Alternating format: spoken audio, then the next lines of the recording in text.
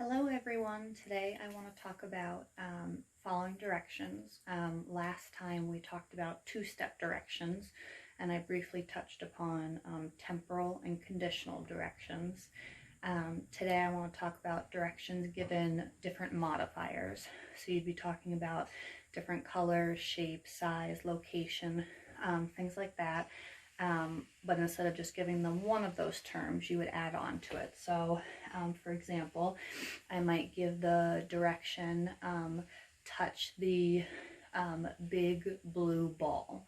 So big and blue would be my modifiers. I gave a single step directive using two modifiers.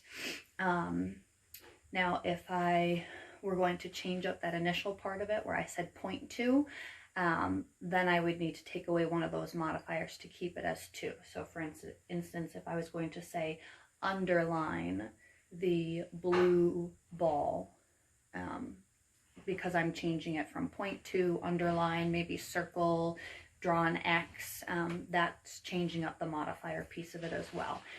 So some of your children might need single step directions given one modifier. So grab the blue ball, grab the red square, things like that. Now when following the directives, the more field that you have, so the more items in that field, the harder it's going to be for them to follow that direction. So if they're just using one modifier and they're still having trouble because there's a lot of different objects around, you might need to take out and just give them a field of 2 to 4 choices for them to point to or grab. Or maybe you're going to have them color it, or maybe they're going to touch it, whatever the action is. But again, if they're having trouble, limit it to just one action. Otherwise, you're changing up an additional modifier. So I'll give a demonstration. So this is the activity that I've posted for you to work on for today. It's a worksheet activity, but I'll also give some ideas for activities that you can have them do at home without using, pen and paper. But I just wanted to have this to show you an example of something you could do at home given an activity. Okay, so for instance, I have my crayons. Now again, this might be too large of a field for your friends. So maybe you need to just present them with 4 choices of colors as opposed to the whole thing. It just depends on what level your child is at. So if I'm just using these various pictures here, which by the way, these are just good ways to work on vocabulary skills as well. So you can sit there and have your child name the various items.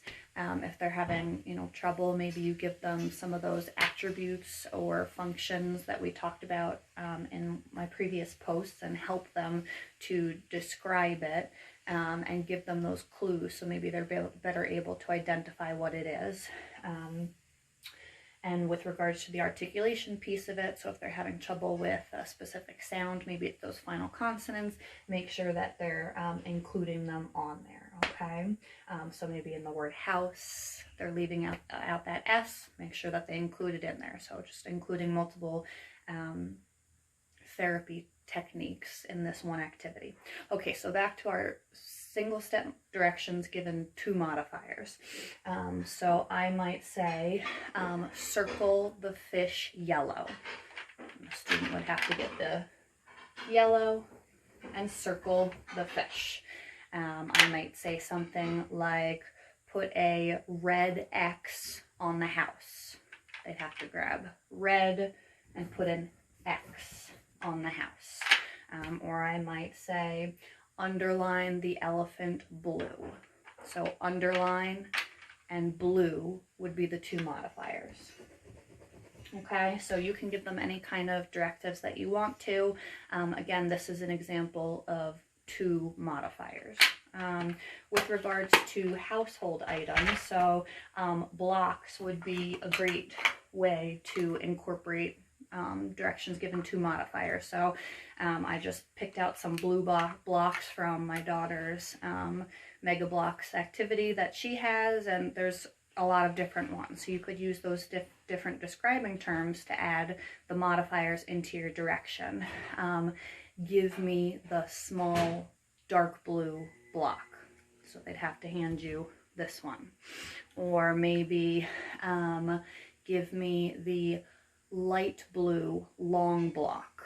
So that would be this one. And again, the more options that you have, the harder it is. If you're just giving them a field of 2, it would be easier for them to distinguish between light blue, dark blue, long block, short block.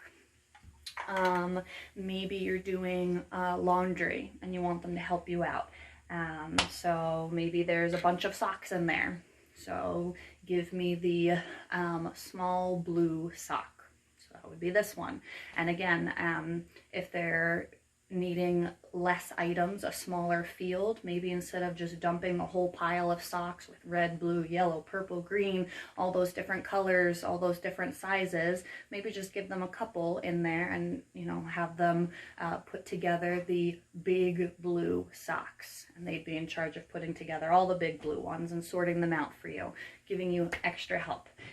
Maybe you have a bunch of different balls at your house. So we've got small and big ball, and again, if you put it in with a bunch of them, it's harder for them to do. So if there's red, yellow, green, blue, purple, having them pick out the big red ball will be harder than if you just give them a couple of choices.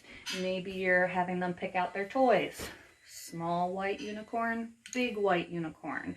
Maybe you're having a tea party, or they're having you help out with setting the table. Big dish, small dish. Same thing with silverware, the big spoon, little spoon. So just a couple different ways to incorporate those modifiers in there with your single step directives. I will also post just a little cheat sheet on what the different kinds of following directions are. A lot of times we hear following directions and we think that that's all it is, but there's so many different ways to go about giving a direction, and then different kinds of directions.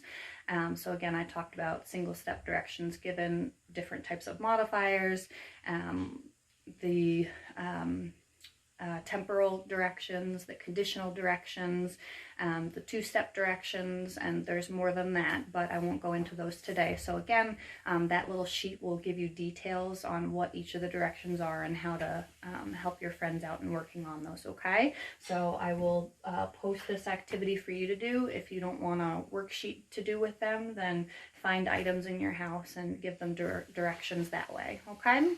Have a good day, and I'll see you guys later. Bye.